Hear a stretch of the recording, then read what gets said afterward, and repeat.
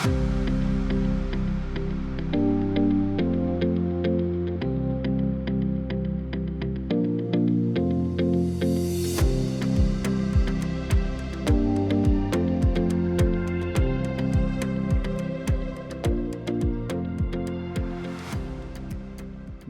to day 52 on the trail. We have 5 readings today: Acts chapter 6 verses 1 through 7, Exodus 25 verses 1 through 40, the 61st Psalm, Job 28, and the Wisdom of Solomon chapter 3 verse 1 through chapter 4 verse 19. Throughout the scriptures, we are taught that true wisdom is found in the one who created this world and knows how it was intended to operate. In Job 28, we find one of the most succinct expressions of the source and identity of wisdom. In verse 12, Job asks, "But where shall wisdom be found? And where is the place of understanding?" Then, after listing a number of places where it is not found, Job answers his own question in verse 23. God understands the way to it, and he knows its place. And how is wisdom defined according to Job? Verse 28, "Truly the fear of the Lord, that is wisdom, and to depart from evil is understanding."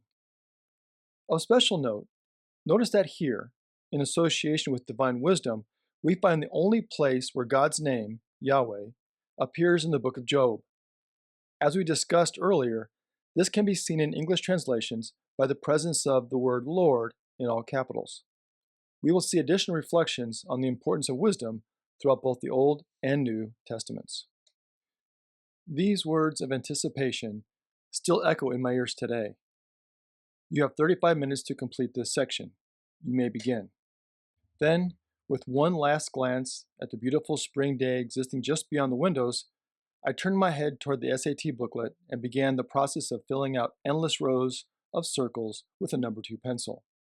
In the next few hours, a qualitative assessment will be made of my academic progress and, to some degree, my academic potential.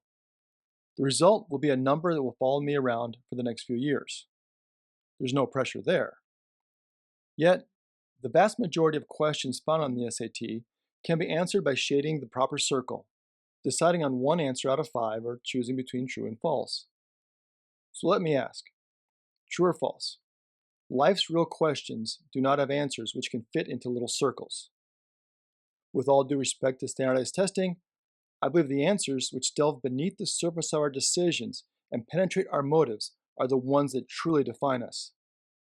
These are the questions that begin with why and are not followed by little circles.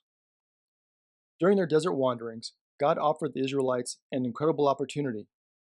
After spending 4 centuries in Egypt, wondering when God would rescue them from their oppressors, God was now willing to live among them.